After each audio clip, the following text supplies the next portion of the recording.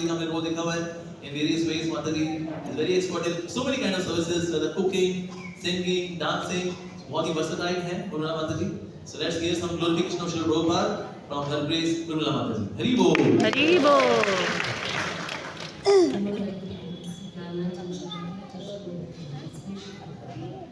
जगतगुरु श्रील प्रभुपाद की जय।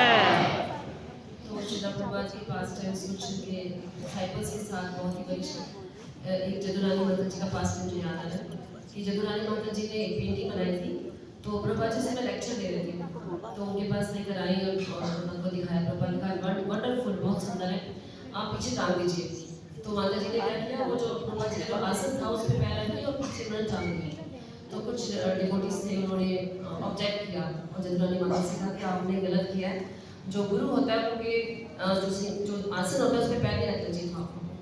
तो फिर जदुरानी माता जी को लगा हाँ वाकई ठीक कह रहे हैं। तो प्रभुपाद के पास गई और उनको कहा कि प्रभुपाद मुझे माफ कर दीजिए, मैं आपके आसन पे पैर रख के मैंने वो लगाया, फोटो लगाई। तो प्रभुपाद कहते हैं भगवान की सेवा के लिए मेरे आसन पे क्या, मेरे सिर पे बैठ के भी आप सेवा करते तो कोई प्रॉब्लम नहीं। प्रभुपाद इतने लॉयल थे, वो इतना एनकरेज करते थे। तो उन्होंने बस में कोई भी मुझे ऑफेंस नहीं लिया इस बात को। और एक बार श्रुति कीर्ति में मुझे उनका याद आ रहा है कि वो एक बार एयरपोर्ट पे बहुत सारे भक्त आए और खूब कीर्तन कर रहे हैं, नाच रहे हैं और एकदम रोमांचित हो रहे हैं प्रभुपाद को देखकर। और श्रुति प्रभुपाद जी के लिए कुकिंग करते थे और बहुत सी सेवाएं करते थे। लेकिन उनको लगा ये भक्त तो स्पेशल ही है, ये लोग कितना रोमांचित हो रहे हैं, इनको प्रभुपाद को देखकर कितना आनंद आ रहा है और मुझे ऐसा क्यों नहीं फील होता। तो वो बड़ा दुखी हो जाता कि मेरी को तो ऐसे फीलिंग नहीं आती। मैं तो प्रभुपाद के कपड़े भी धोता हूँ और कुकिंग भी करता हूँ, इतना प्रभुपाद को टच भी करता हूँ, मसाज भी करता हूँ, लेकिन मुझे वैसा रोमांच क्यों नहीं आ रहा। तो वो प्रभुपाद के पास गए और बड़े उदास थे।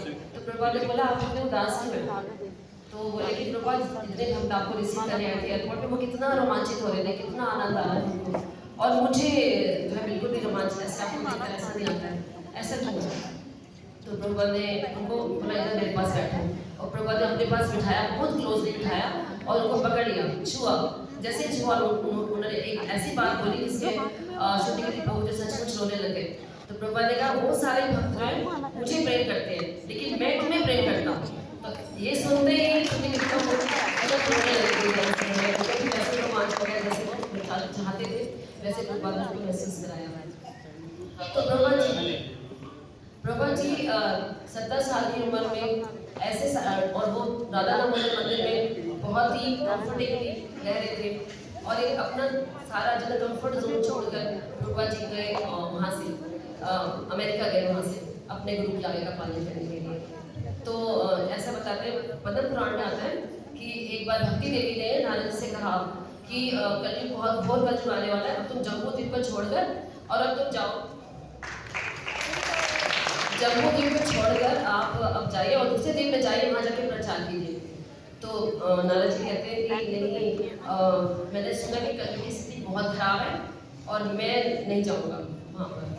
तो ऐसा कहते हैं कि प्रभुपाद जी ने वो कार्य करके दिखाया जो नारद जी ने भी मना कर दिया था भक्ति देवी को, और उन्होंने जाकर बाहर के देश में जाकर विदेशों में जाके ऐसे लोगों को प्रचार किया जो बिल्कुल नशेड़ी थे, नशे में रहते थे, ऐसे लोगों को प्रचार किया।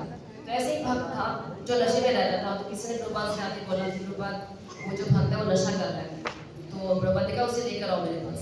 तो प्रभुपाद के पास लेकर आया गया। तो प्रभुपाद ने बोला देखो तुम नशा करना छोड़ दो नहीं तो मैं तुम्हें छोड़ दूंगा। तो लेकिन उस भक्त ने छोड़ा ही नहीं, नशा करना छोड़ा नहीं। तो फिर किसी ने प्रभुपाद से पूछा, किसी और भक्त ने पूछा प्रभुपाद से, प्रभुपाद क्या वो नशा करना नहीं छोड़ेगा तो क्या आप इसको छोड़ दोगे आप। तो प्रभुपाद ने no I will never leave him because Lord Nityananda is very merciful, उनकी मर्सी जो है असीमित है। तो प्रभुपाद भी रिप्रेजेंट करते हैं जगत गुरु है ना, तो कभी किसी को त्याग करेंगे। कोई अगर खुद त्याग के चला जाए तो अलग बात है, लेकिन प्रभुपाद जी कभी किसी को त्याग करेंगे। तो प्रभुपाद ने इतना बड़ा संघर्ष किया। Thank you so much.